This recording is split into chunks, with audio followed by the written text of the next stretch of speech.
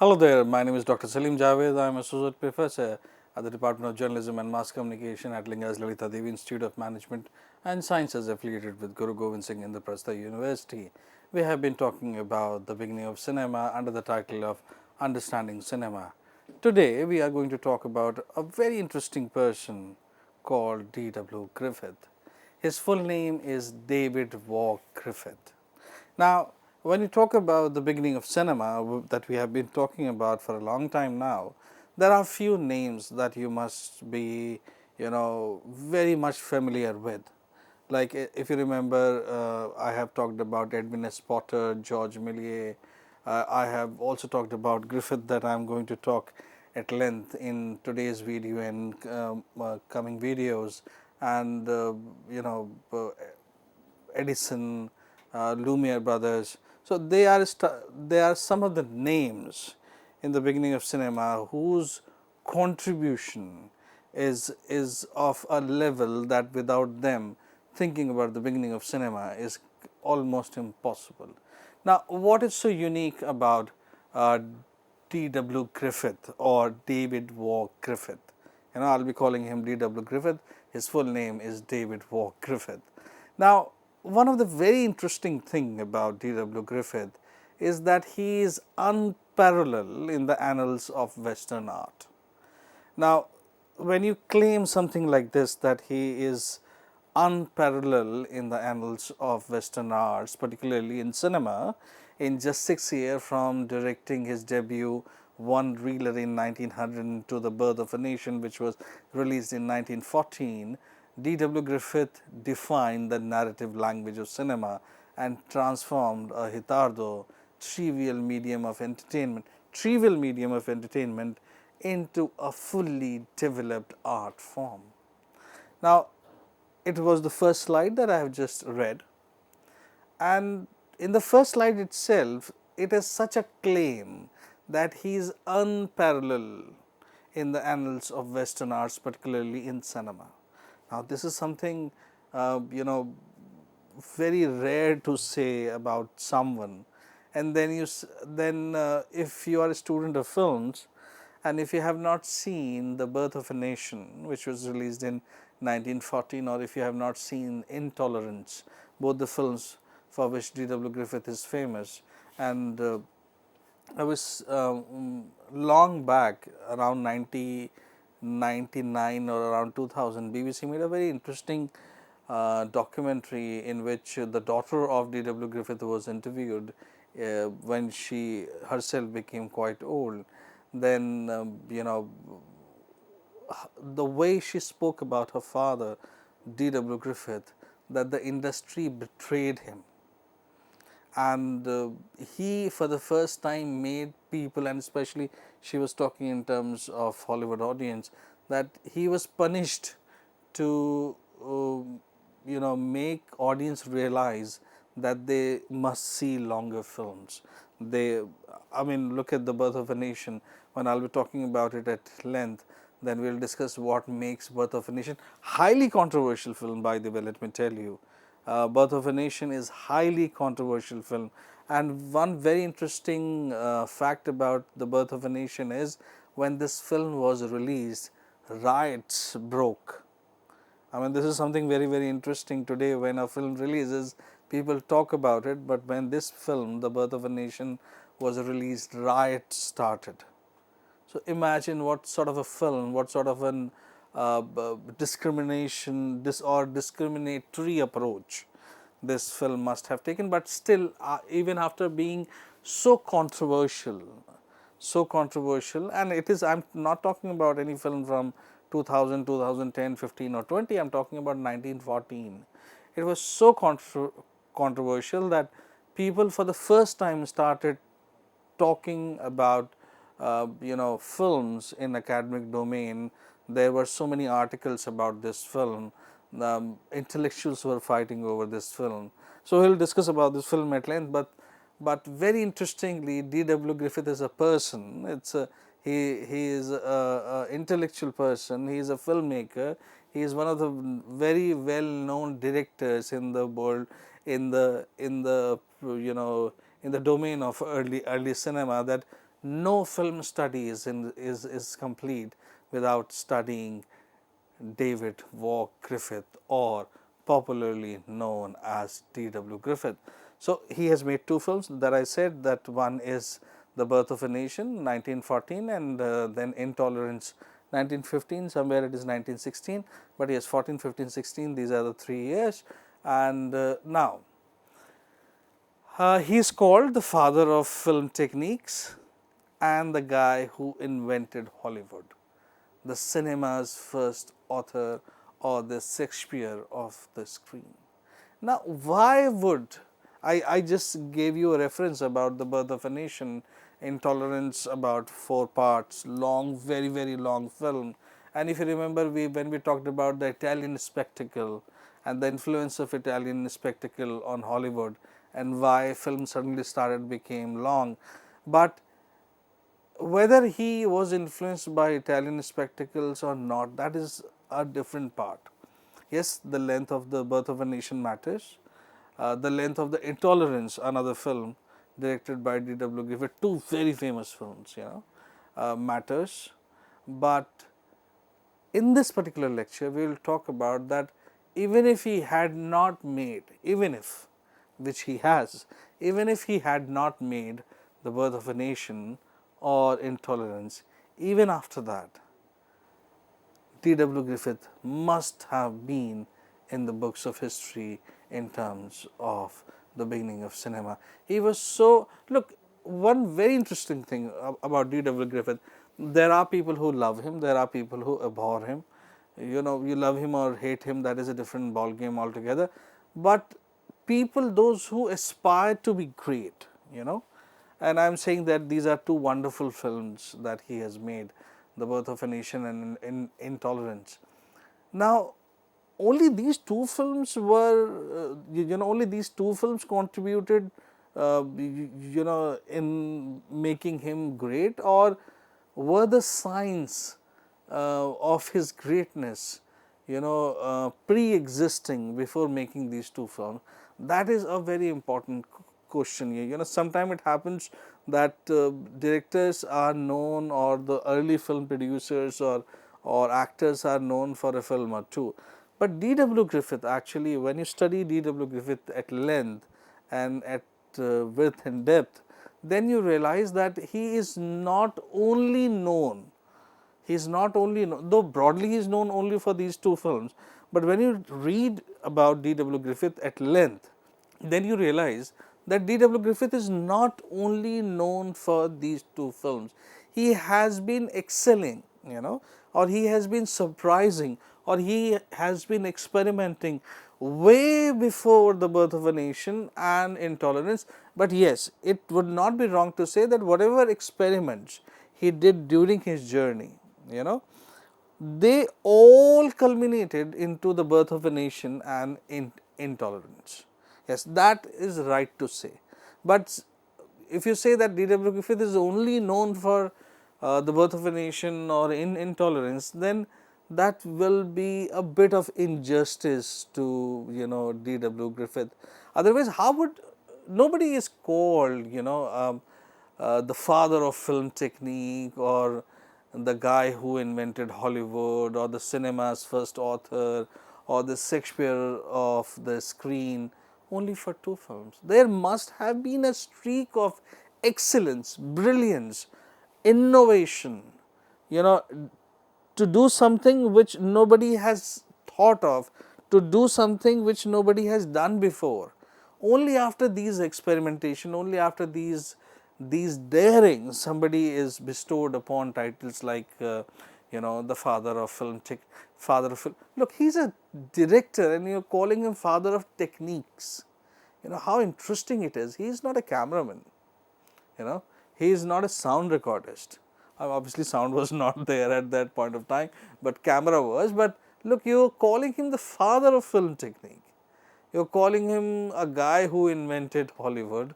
He is called the Shakespeare of the screen, though he is very much influenced by the Dickens.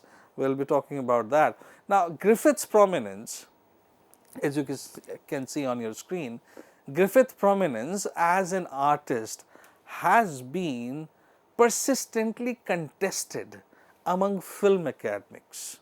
Now, this is really, really interesting, and his critical standing has experienced greater variability than that of any other significant individual in the film business.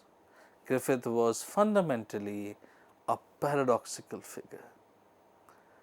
Now, what I have just said, now imagine that I am saying that there is an artist who is persistently contested among the top notch people of his own or her own domain, and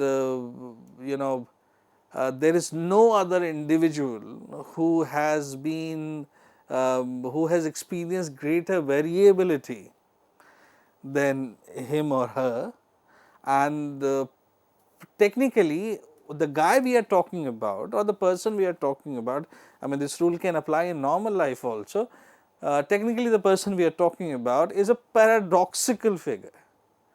Now, this is something actually this this raises a curiosity in the mind of readers or listeners in this particular case, that he is a paradoxical figure, says something, does something else, that is why a paradoxical figure, and then he is somebody whose status is being contested, and he is a very dynamic personality simultaneously. How is it possible that we are abhorring a person at one front, and at the same time we are we are praising, technically we are praising that person. Now, how these two extremes, and this is what is there in his film.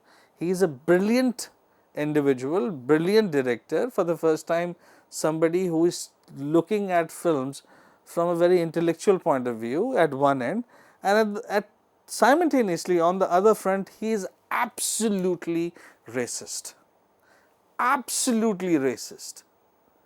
The what do you call that, interesting, if you have seen that film, The Forrest Gump, when he is talking about his great grandfather, uh,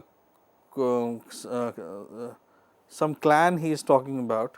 When I will be talking about the film, I will be explaining Kula Ken he is talking about, and Ku Klux Klan, Ku Klux Klan.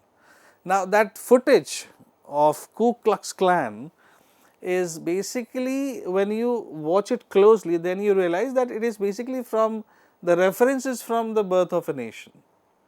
And because I have seen Birth of a Nation, and after that I saw this the Forrest Gump, then I was like, "Arey, this is wonderful referencing which is happening in the film." So, at the one end he is a brilliant film director, and on the other end he is extremely racist, and references of Ku Klux Klan is there, and rights were there. So, be with me, this is really going to be a very interesting journey about an individual who is brilliant at one end, and who is also not so sensitive about society, and that sort of a paradox, by the way. If you have been listening to great people, this sort of a paradox was also present in Steve Jobs simultaneously, not from the race point of view, but from a very different point of view.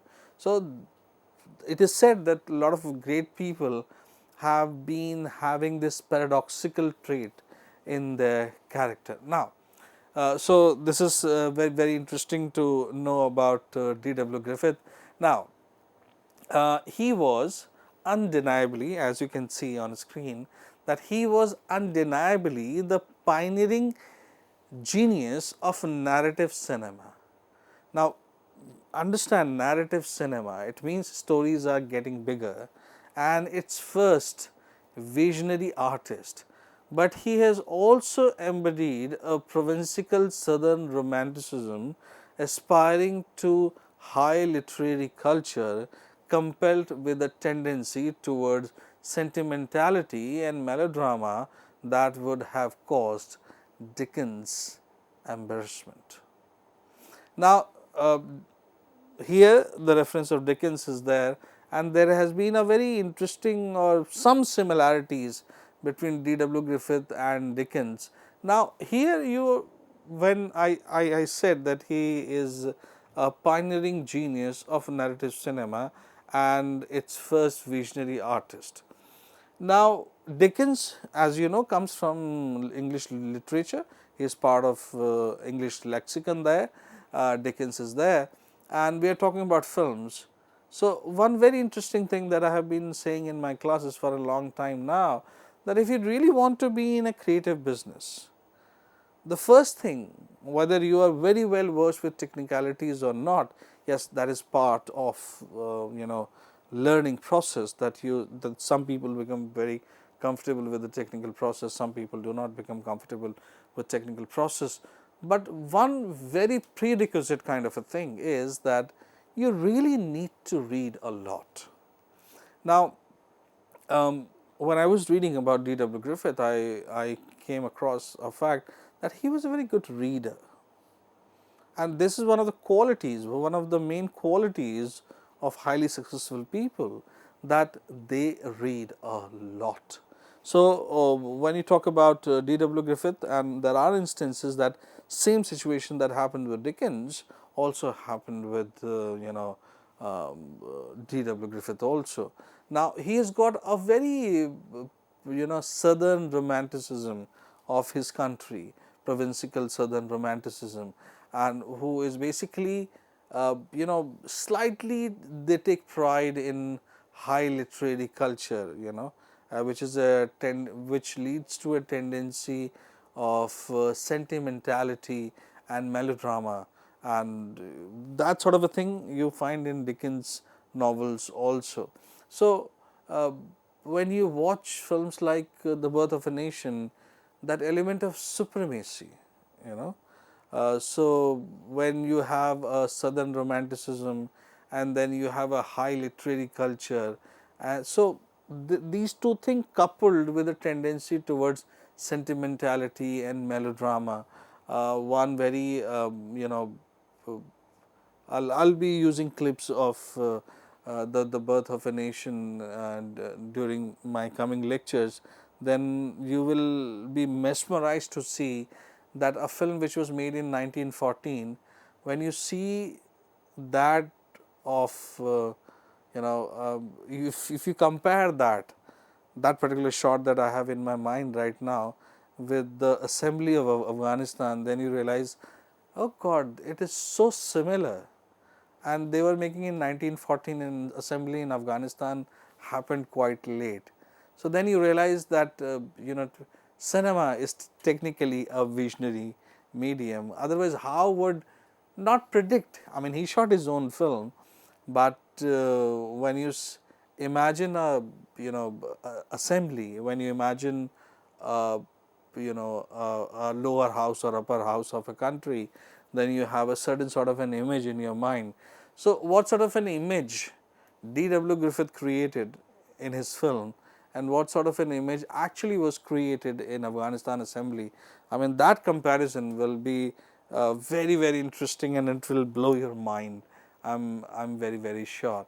Now, so you understand that he was a well-read person, and then obviously he has got a southern style of romanticism mixed with literary culture, and which basically made him inclined towards sentimentality and melodrama, which he has borrowed from Dickens. Now, Griffith was also film's inaugural technical virtuoso and the first authentic poet. Nonetheless, he was also a confused racial bigot, unable to engage in abstract reasoning, perceiving all human history in the dualistic framework of 19th century melodrama. Now, if you understand what I mean, I will be explaining it, and obviously you will understand it. It is basically the crux of what has been or what D.W. Griffith is all about. He is considered to be film's inaugural technical virtuoso, or the master, and the first authentic poet. People accepted that he is cinema's first authentic poet. Poems which are racist in nature, nonetheless, he was also the confused racial bigot. So I mean, studying about him is so interesting and so dangerous simultaneously, that if you are not sensitive enough, if you are not culturally appropriating it, and if you do not know the mind of D.W. Griffith, chances are that you erase him completely. But imagine that he has survived all that racial bigotry which he himself produced. I mean, he was not alleged to, or he was not, he did it, he openly did it. And I said, after the release of the film, there were riots. Imagine what sort of a racism has been there in the film. Imagine what sort of a racism must have been there in the film. I mean, it was basically about black and white, obviously, and blacks are like this, they cannot be like us. That sort of a stand, and that sort of a bigotry is there, that sort of a daring is there. But obviously, he is a filmmaker, and he is also being called the inaugural technical virtuoso and the first authentic poet. You must be confused that how this is possible. So, I would request that you must watch this film called The Birth of a Nation, which is available on YouTube. And then, as I keep on explaining, one of the purposes of making this particular lecture, D.W. Griffith, before I pick on other great individuals like Sergei Einstein, or this guy Vertov, you must understand what sort of a mindset with which they were making films, and why they were so popular, why they became so popular, what is their ultimate contribution. Now, Griffith embodies the paradox of a 19th century individual who established a distinctly 20th century art form, and this temporal tension explains several discrepancies in taste and judgment observed in his films today. Now, as I have been explaining, and you must have been understanding, that he is a paradoxical figure, of 19th century individual who established a distinctly 20th century art form. What is that art form? Cinema. Now, his temporal tension explains several discrepancies in taste and judgment observed in his films today. Unless you do not see the film, it doesn't matter how much I talk about it. I wish that I explain every film made by these prominent directors, that there is a screen, film is going on, I am sitting somewhere, there are some people, they are watching film, then we stop the film, and then scene is explained and you understand it better. So, after 3-4 hour session, when the film is explained, then we discuss about the film, and then you realize that why he is I mean, during this lecture, this particular lecture, I am criticizing him more. I am not telling you much about why he is great, why he is called the pioneer, why he is called the father, why he is called the technical guru, and all these things. Then you understand, oh, this is why. Okay, so you transcend your experience beyond it talking about that this film is about black and white. This is about, oh, that's why technically this is, that's why it is superior, that's why, oh, that's why we are watching this particular film, oh, that is the reason. Then you realize that this is how films are watched, this is how film appreciation works. I supposed to explain it more. Thank you very much.